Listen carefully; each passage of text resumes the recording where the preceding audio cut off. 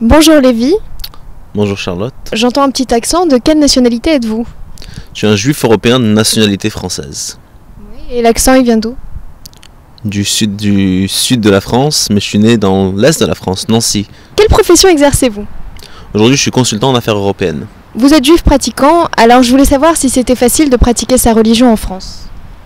Oui, c'est facile de pratiquer sa religion partout, il faut juste une question de volonté, de persévérance et de consistance. Vous me demandez pratiquer sa religion, c'est quoi pratiquer sa religion? Pratiquer sa religion c'est d'abord être soi-même. La religion c'est avant tout une identité. Le judaïsme c'est quelque chose qu'on vit au jour le jour. Aujourd'hui en France on peut très facilement vivre son judaïsme facilement, c'est-à-dire il y a tous les moyens mais il y a aussi comme partout des défis à surmonter. Alors oui, aujourd'hui c'est possible de vivre son judaïsme en France. De par votre apparence, de par votre aspect extérieur, on voit que vous êtes donc un juif religieux. Est-ce que c'est facile à vivre au quotidien et est-ce que c'est un choix? C'est un choix, tout à fait, c'est un choix personnel, c'est un choix aussi familial, c'est-à-dire qu'avec ma famille, mon épouse et mes enfants, on le vit au jour le jour. Oui, en France, parfois on a acousté, bien sûr. Je suis souvent, je ne vais pas dire traité, mais avec ironie, Rabbi Jacob. Alors je réponds toujours, mais vous connaissez pas mon prénom parce que je suis pas Jacob. Par contre, je sais danser comme lui, ou peut-être même mieux, certains disent. Mais c'est sûr qu'en France aujourd'hui, il y a beaucoup de défis à surmonter. Il faut pas se fier aux apparences, mais c'est sûr que ça impose aussi beaucoup. Vous parlez de votre épouse, vous êtes donc marié? Marié avec une femme italienne, nous avons 3 enfants.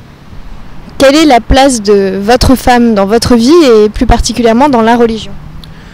Dans ma vie, dans la religion, ça a le rôle principal. C'est la maîtresse de maison. C'est aussi l'essentiel. En hébreu, ça s'appelle Akeret Habayit. C'est l'essentiel de la maison. C'est sur elle que repose tout. Et d'ailleurs, même moi, vers qui je dois me retourner, c'est sur mon épouse. Et même l'éducation religieuse de vos enfants, c'est elle qui l'assure?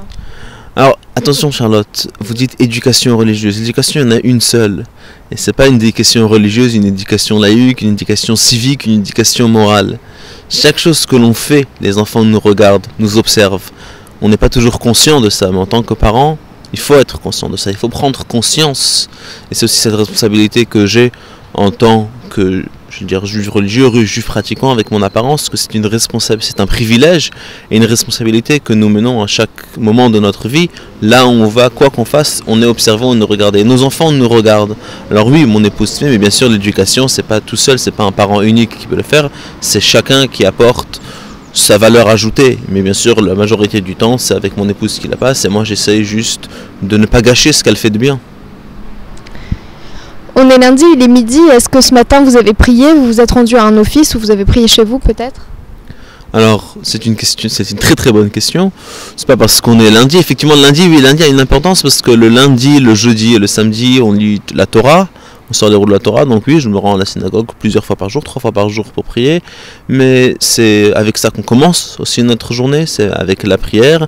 Mais c'est surtout un moment de réflexion qui n'est pas seulement pour les juifs ou pour les personnes religieuses de tradition, mais c'est un petit moment dans la journée, il vaut mieux que ce soit au début, de se consacrer à soi-même et se rattacher à Dieu avec un petit moment de réflexion qui peut que faire avancer la journée dans le bon sens.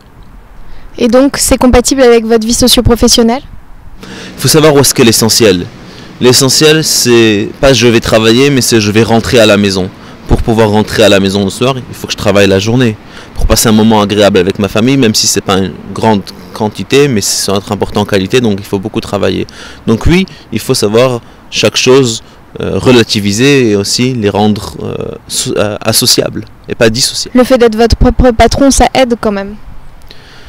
Vous savez, on vit dans la mondialisation, et on est tous dans un monde interdépendant. Alors oui, il y a une phrase talmudique qui dit il faut que je vois toujours que le monde a été créé pour moi. Mais ça doit pas être égocentrique.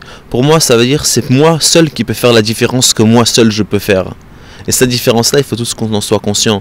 Alors oui, bien sûr, qu'en étant auto-entrepreneur, c'est plus facile, mais pas toujours.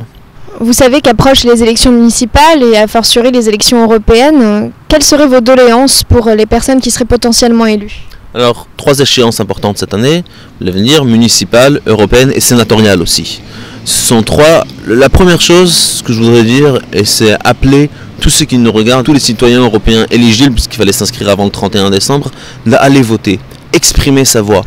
Maïmonide dit, un homme ou une femme doit toujours voir le monde comme une balance qui est à poids égal. Et avec une petite action, une seule petite action, on peut faire pencher tout le monde, que ce soit vers la droite ou vers la gauche, vers le bien, vers le mal. Donc dire qui je suis pour voter, mon vote ne compte pas, oui, chaque vote compte. Ça c'est déjà le premier message. Ensuite, quelle est l'importance? Alors si on regarde les statistiques aujourd'hui, on regarde les derniers sondages, on voit qu'il y a effectivement une remontée de l'extrême droite, qui est effectivement le président de la République le disait la semaine dernière, l'Europe est raciste, l'Europe prend un courant raciste et un courant extrémiste. Il y a un danger parce que les gens en ont marre de la politique, en ont marre des politiques, peut-être pas de la politique, en ont marre des politiques, en ont marre, on est tous en recherche de leader, de leadership, de gouvernance, et parfois on est même en recherche, on ne sait même pas de quoi. Et quand on vote, justement, on va exprimer sa voix. Alors oui, alors ça c'est pour les votants. Après, pour ceux qui veulent, les candidats potentiels, oui, exprimez-vous, levez-vous, sortez. Il ne faut pas avoir honte de qui on est, de comment on est. Si on a quelque chose à dire, qu'on le dise. C'est peut-être pas aujourd'hui que tout le monde va l'entendre, mais il faut bien sûr que chaque voix soit entendue. Quelle voix doit être entendue? Alors on parle d'aujourd'hui de voix républicaine, mais le plus important c'est voter à droite, voter à gauche, mais ne votez pas les extrêmes. C'est-à-dire que dans tout en fait, les extrêmes ne sont pas bons. L'excès c'est toujours trop. Qu'est-ce qui pourrait être une amélioration pour la communauté juive en France? C'est une très très lourde question ça. Alors une amélioration, vous savez, il y a traditionnellement des juifs qui votent à droite, des juifs qui votent à gauche, mais il faut que encore une fois, que les juifs aillent voter. Alors l'amélioration ce serait peut-être d'abord de ne pas se cacher. Pas se cacher son identité, pas cacher sa pratique, et vivre son judaïsme, ne pas avoir honte de qui on est. On demande souvent, vous me le demandiez tout à l'heure aussi, par rapport à mon look, mon chapeau. Ben, vous savez quoi? Si on a, pas sans s'imposer, mais en s'affirmant, et avec fierté, pas avec orgueil, mais avec fierté, on est respecté. Et je pense que de plus en plus, si les Juifs de France ne vont pas avoir honte de leur judaïsme, et ne pas vouloir se cacher, mais être fiers et le dire, encore une fois, avec respect, avec responsabilité, et je pèse mes mots, à ce moment-là on pourra vivre dans un monde bien meilleur. D'un point de vue un peu plus international, qu'est-ce que vous pensez des printemps arabes? Est-ce que c'est bien pour la face du monde ou est-ce que c'est dangereux? Vous savez Charlotte, on est dehors là maintenant, il commence à faire un peu froid. Et ces printemps-là, ils ont déjà passé l'été, ils ont passé l'automne, et maintenant ils s'approchent vers l'hiver. Alors, le changement, c'est toujours bien. Mais le changement vers quoi? Alors, il y avait des révolutions, encore une fois, les voix de la rue, les citoyens se sont exprimés. On voit ça aujourd'hui même jusqu'en Ukraine, si on suit ce qui s'est passé jusqu'à même hier soir. Hein, les gens ça fait déjà des semaines, une 9e manifestation le dimanche, les gens qui sont dans la rue, qui manifestent leur voix. Mais alors pourquoi? Peut-être la raison en fait, c'est parce qu'ils sont en manque de leadership.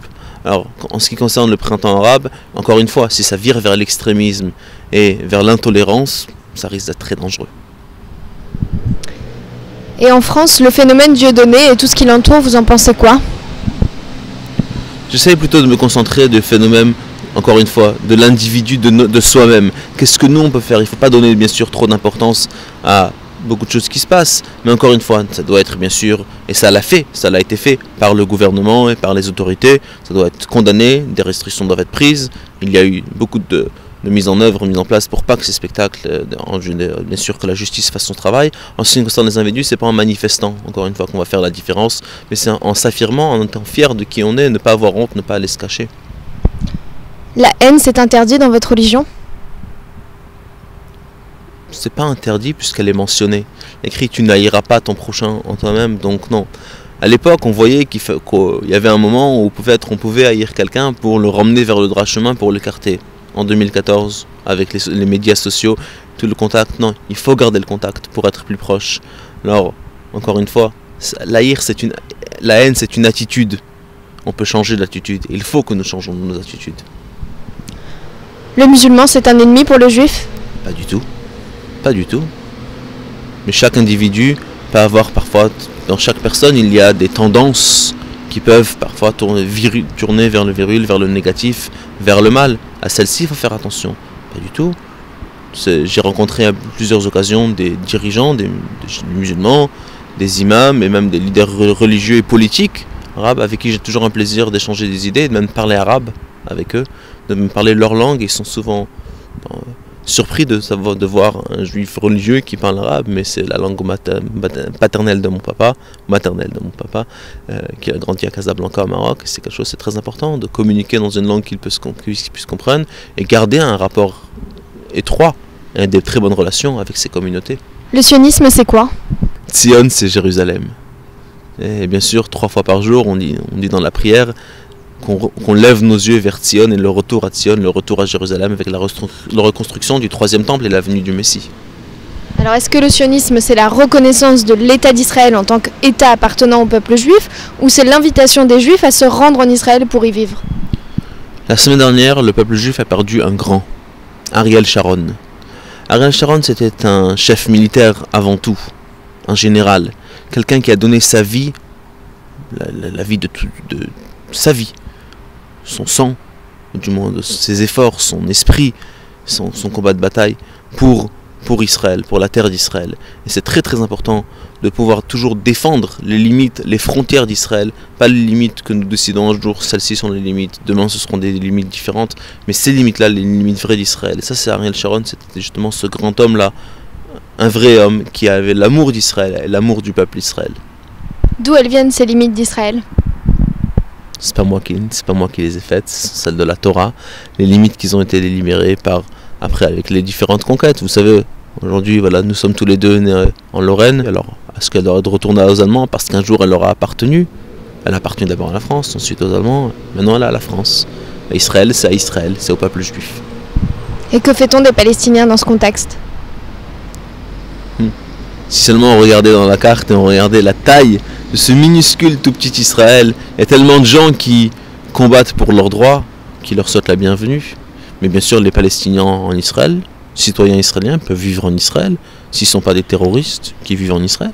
Vous savez qu'en Égypte, les frères musulmans ont été nommés organisation terroriste. Alors est-ce que vous pensez que c'est normal? Est-ce que c'est une manipulation gouvernementale? Il faut appeler les gens par leur nom. L'étiquetage peut-être pas, mais donner un nom. Quand c'est une organisation terroriste, il faut dire clairement que ce soit une organisation terroriste. Les frères musulmans sont très radicaux. Alors, ce qui se passe là-bas, c'est un autre sujet peut-être, et avec les élections qui sont en train de passer ces jours-ci, mais les frères musulmans, c'est un groupe extrémiste, ce sont des terroristes. Merci beaucoup, Lévi. Merci, Charlotte.